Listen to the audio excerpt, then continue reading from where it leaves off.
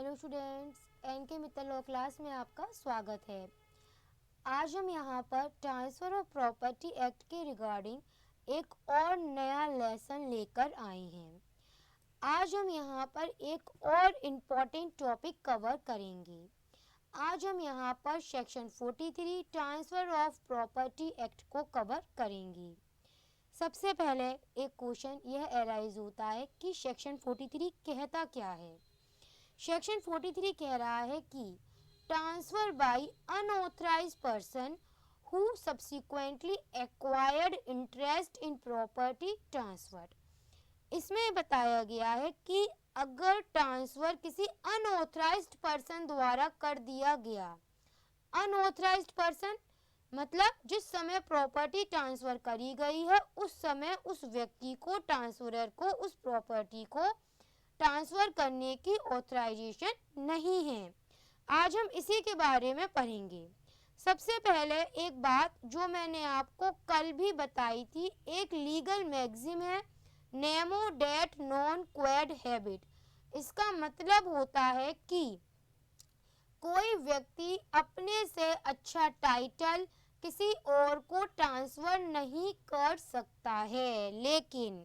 लेकिन मैंने आपको कल भी बताया था इस रूल के कई एक्सेप्शन हैं, जिसमें से सेक्शन 41 और आज का टॉपिक सेक्शन 43 भी उसी एक एक्सेप्शन के तहत ही आता है। तो चलिए अपना आज का लेसन स्टार्ट करते हैं। आज के लेसन में हम सेक्शन 43 को कवर करेंगे। आप एक बार first of all bare act को रीड करिए। Where a person fraudulently or erroneously represent that he is authorized to transfer। Section 43 यह कहता है कि जब कोई व्यक्ति फ्रॉड या इनोरियसली अपने आप को, जब कोई व्यक्ति कपट पूर्वक या भूलवश अपने आप को रिप्रेजेंट करता है कि वह किसी इमूवेबल प्रॉपर्टी को ट्रांसफर करने के लिए ऑथराइज्ड है। जब कोई व्यक्ति फ्रॉडली या इरोनियसली यह कहता है कि वह किसी प्रॉपर्टी का मतलब किसी इमूवेबल प्रॉपर्टी को ट्रांसफर करने के लिए ऑथराइज्ड है।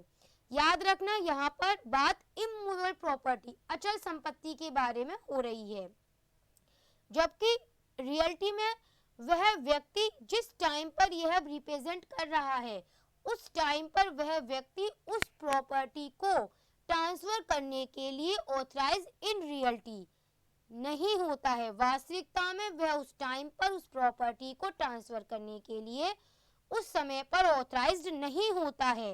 और यहाँ पर जो ट्रांसफरी है, जिसको प्रॉपर्टी ट्रांसफर की गई है, कौन है यहाँ पर वह ट्रांसफरी, वह इस ट्रांसफरर पर जो अंतरण करता है, ट्रांसफरर है, उस पर वह ट्रांसफरी पूरा विश्वास करता है। वो ये मान के चलता है कि हाँ, यह ट्रांसफरर जिस प्रॉपर्टी को ट्रांसफर करने की बात कर रहा है वह उसको ट्रांसफर करने की भी ऑथराइजेशन रखता है, जबकि रियलिटी ऐसा नहीं है।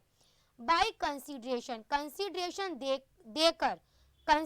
को देकर ट्रांसफरी के द्वारा उस प्रॉपर्टी को लिया जाता है।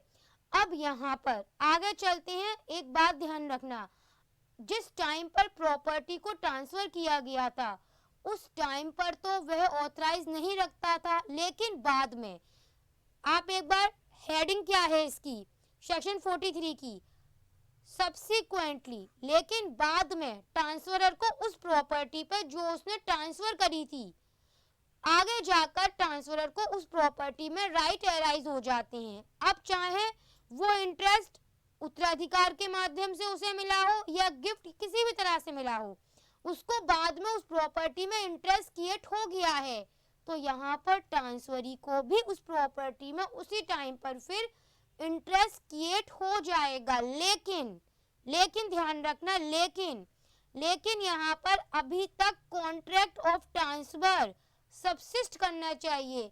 ऐसा ना हो कि ट्रांसफरी ने कॉन्ट्रैक्ट ऑफ ट्रांसफर को कैंसिल करवा दिया हो, तो सेक्शन 43 जो है वो फिर अप्लाई नहीं होगी। आप एक बार बिल्कुल सिंपल तरीके से इसको और समझ लीजिए, उसके बाद हम केस लॉ पर आएंगे। बहुत सिंपल, इसको जितना ज्यादा हो सके समझ लीजिए अच्छी तरह से। इसमें क्या है सेक्शन 43 में कि यहाँ पर एक अचल संपत्ति है, इमूवेबल प्रॉपर्टी है, और उस प्रॉपर्टी को जो ट्रांसफरर है वह उस प्रॉपर्टी में जिस समय पर उसे वह ट्रांसफर करने की बात कर रहा है वह उसमें ऑथराइजेशन नहीं रखता उस प्रॉपर्टी को ट्रांसफर करने की, लेकिन वह ट्रांसफरी के सामने जानबूझ के कपट पूर्वक या भूलवश ऐसा रिप्रेजेंट करता है कि वह उस प्रॉपर्टी को ट्रांसफर करने के लिए ऑथराइज है, और जो ट्रांसफरी है वह भी उस पर विश्वास करते हुए बाय कंसीडरेशन देते हुए उस प्रॉपर्टी को ले लेता है।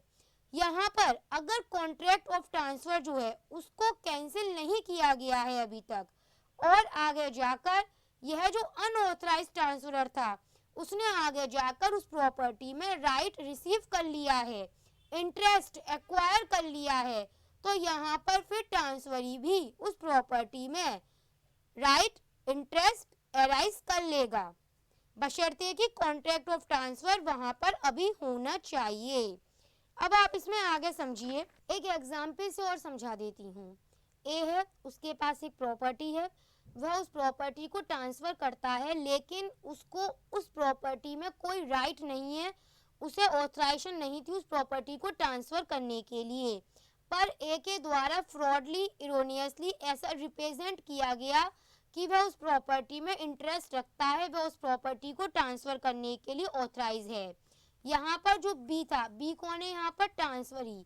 यहाँ पर जो बी था ट्रांसफरी था, वह इस ए पर विश्वास करता है, वह यह समझता है कि ए जो कुछ कह रहा है वह सही कह रहा है, और यहाँ पर बी कंसीडरेशन, जो बी है वह कंसीडरेशन देते हुए उस प्रॉपर्टी को खरीद लेता है, जबकि जिस समय पर यह प्रॉपर्टी ट्रांसफर करने की बात की जा रही है उस समय पर जो ए था वो उस प्रॉपर्टी को ट्रांसफर करने के लिए कहीं से भी ऑथराइज नहीं था। आगे जाकर बाद में सब्सिक्वेंटली आगे जाकर बाद में जो ए था वह उस प्रॉपर्टी में इंटरेस्ट रिसीव कर लेता है, उसी के साथ यहाँ पर भी बी को प्रॉपर्टी में इंटरेस्ट रिसीव हो जाएगा। अब एक बात जो शुरू में भी बताई थी, कॉन्ट्रैक्ट ऑफ ट्रांसफर अभी तक कैंसिल नहीं होना चाहिए। अब यहाँ पर एक नया पॉइंट अराइज हो जाता है, याद रखना आप लोग, कि यदि यह साबित हो गया कि जो बी था, यदि यह साबित हो गया कि जो ट्रांसफरी है वह जानता था कि इस ए को प्रॉपर्टी में कोई राइट नहीं है, यदि यह साबित कर दिया गया कि बी जान चुका था रियलिटी क्या है, तब फिर यहाँ पर सेक्शन 43 को अप्लाई नहीं किया जाएगा। आप इसमें एक बात याद रखिएगा, यह जो शब्द है फ्रॉडली, इस शब्द को जो है 1929 में अमेंडमेंट एक्ट के तहत 1929 के सेक्शन 11 के तहत यहाँ पर इस शब्द को ऐड करा गया था। इसका मतलब ये पहले से नहीं था, बल्कि अमेंडमेंट जो हुआ था 1929 में, तब इस वर्ड को यहाँ पर ऐड करा गया था। अब हम बात करेंगे इसमें, इस थ्योरी जो है यहाँ पर सेक्शन 43 की, इसको फीडिंग द ग्रांट बाय एस्ट्रोपल भी कहा जाता है। सबसे पहले तो इस प्रिंसिपल का मीनिंग क्या है हम उसकी बात करते हैं। जनरल स्पीकिंग अगर हम साम्यता का नियम देखें तो उसके अनुसार जब कोई व्यक्ति प्रॉमिस करता है और ऐसा प्रॉमिस करते समय वह व्यक्ति जानता था कि वह उसे पूरा नहीं कर सकता है, और अगर बाद में वह व्यक्ति जो प्रॉमिसर है, प्रॉमिस करने वाला, अगर वह उस प्रॉमिस को फुलफिल करने के लिए कैपेबल हो जाता है, तब उसे अपना प्रॉमिस फुलफिल कर देना चाहिए। और इंग्लिश लॉ में हम इसी नियम को फीडिंग द ग्रांट बाय एस्ट्रोपल कहते हैं। आप यहाँ पर इसके रिगार्डिंग एक केस देखिए, राजपक्षी बनाम फर्नांडो का केस है। इस केस में बताया गया था कि जहाँ पर अनुदानकर्ता संपत्ति में ऐसे इंटरेस्ट को ट्रांसफर करता है जिसे वह खुद नहीं रखता है, पर अगर बाद में वह उस ट्रांसफर की गई संपत्ति में इंटरेस्ट रिसीव कर लेता है, तो जैसे ही वह ट्रांसफरर उस संपत्ति में, उस प्रॉपर्टी में इंटरेस्ट रिसीव करता है, वैसे ही वह वाली प्रॉपर्टी अपने आप ट्रांसफरी के पास चली जाती है। इसी नियम को हम यहाँ पर फीडिंग द ग्रांट बाय एस्ट्रोपल बुलाते हैं।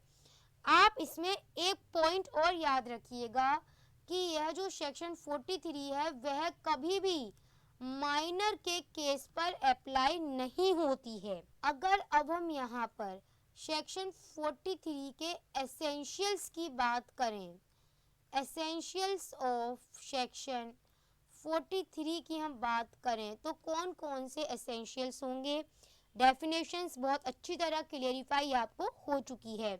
आपको इसमें याद रखने वाले पॉइंट हैं, नंबर 1 कि यहाँ पर जो ट्रांसफरर है उसके द्वारा कपट पूर्वक या भूलवश ऐसा रिप्रेजेंट किया गया है।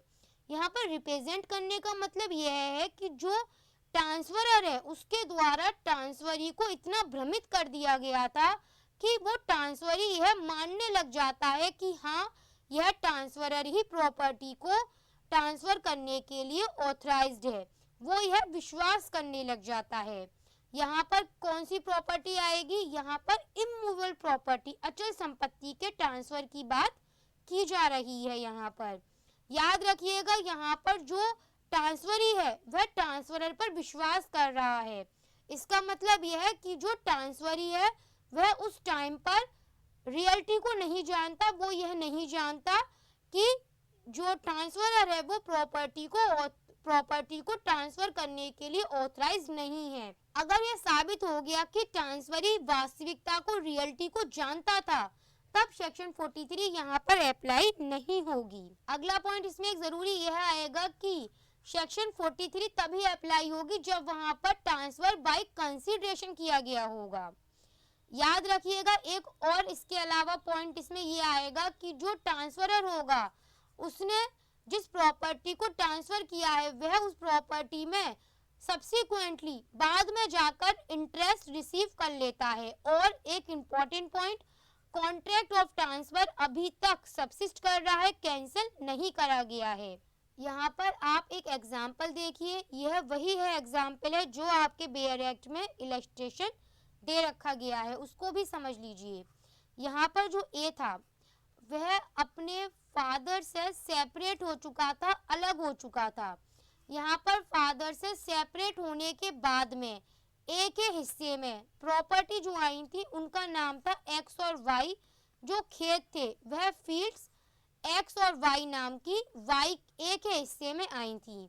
फादर के हिस्से में अभी भी जेड प्रॉपर्टी फादर के ही पास थी। यहाँ पर ए ने क्या करा, उसने एक्स, वाई और जेड ये तीनों प्रॉपर्टी उसने बी को ट्रांसफर कर दी और उसने बी से यह कहा, बी को उसने ऐसा रिप्रेजेंट करा कि वह इन तीनों प्रॉपर्टी, इन तीनों खेतों का मालिक ए है, जबकि उस टाइम पर ऐसा नहीं था। आगे जाकर जब ए के जो फादर थे जब वह मर गए तो यहाँ पर ए को वारिस के रूप में वह जेड नामक जो फील्ड था, जो खेत था, जो प्रॉपर्टी थी जेड, अब वो भी ए को मिल गई है। अब यहाँ पर इसके बाद में जो ट्रांसफरी है वह उस प्रॉपर्टी में, जो जेड प्रॉपर्टी है उसमें इंटरेस्ट क्रिएट कर लेगा और अभी तक यहाँ पर कॉन्ट्रैक्ट ऑफ सेल जो है वो कैंसिल नहीं किया गया है। अब हम इसमें केस लॉ देखते हैं। इस केस को और समझ लीजिए आप।